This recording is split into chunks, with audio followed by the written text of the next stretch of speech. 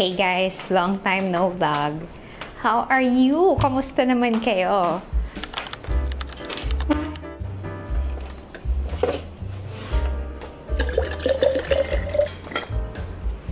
If hindi ako siguro nag-acupuncture, feeling ko up until now, hirap ako. Like, feeling ko talaga may hirapan talaga akong gumalaw.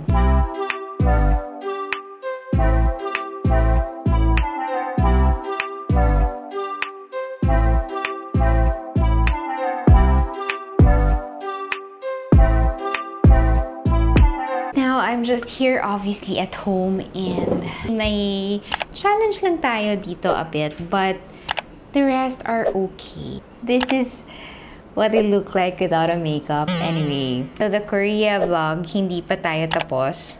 So many stuff that's going on here at home that I have to finish every day. So, hindi ko nasisimulan yung pag-edit natin. Somehow parang na-draft ko na siya, pero hindi pa rin siya, you know, we're ready for posting. Nabanggit ko doon sa social media accounts ko. I posted something. I was asking regarding the treatment, yung revitalizing treatment for the hair. Because we stayed in Myeongdong in L7 by Lotte.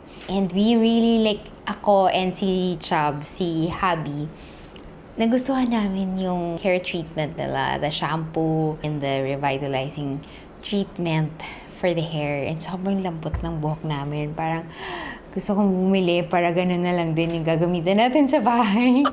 The two dogs are sleeping at the moment and dila-dila pa namin yung box from last night. This is from our Bible study group. Syempre, while doing the household chores, nagutom ako bigla, so I ate the mochi. This is from Chelsea. So, nakailan na, grabe. Parang kanina. Ayan, oh. Tuloy-tuloy yung kuha ko. Thank you, Chelsea, for the mochi. So, ang favorite ko dito is the peanut butter. The other one kasi is the red bean, and this one naman is the sesame mochi. So, 1, 2, 3. So, tatlo lang yung klase niyang flavor. I usually buy that also in the marketplace. Parang smaller size, yung parang 6-piece mochi.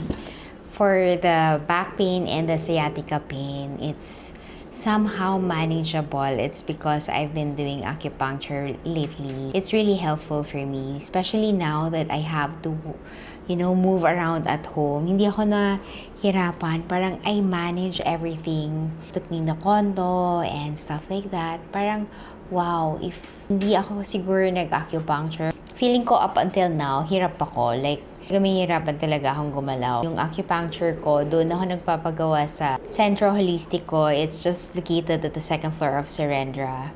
Nakailang sessions na rin tayo with Dr. Caroline. And she's really nice. She's really good at what she's doing. And it helps me a lot with the pain. Wala na ako masyadong nararamdaman when it comes to pain. Anyway, because today is Saturday, so the two boys went out kasi merong basketball practice. Si JJ, he's having this triple training. Also, earlier this morning, nag-basketball. Basketball nga, ball is life. Si JJ, merong game kanina and they won. Ang usual namin na mga schedule, pagod na pagod. Yung mga magulang yung usually, yung mga parents yung pagod kasi you have to drive your kid, kung saan yung practice, kung saan yung game. Ang inat pa sa basketball court. A few moments later. Naririnig nyo ba yung snore ni Hunter? I'm not sure yet. Malalaman ko lang pag nag-edit na kung naririnig nyo. I hope hindi. Yun yung hinga niya. He's just breathing pero kala mo nagsusnore. But he's really cute. He's really kakagigil na aso. Okay, work mode muna tayo.